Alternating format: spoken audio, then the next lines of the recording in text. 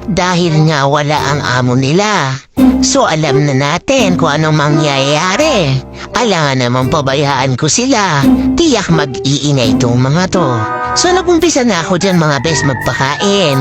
Ito nung isang to ikot ng ikot. Di mapakali at atat kumain. O eto na, lalagyan na kita ng pagkain mo. Wait lang, kumain ka na kumain ha. Hanggang tumaba ka. Kasing taba nung nagpapakain sa'yo.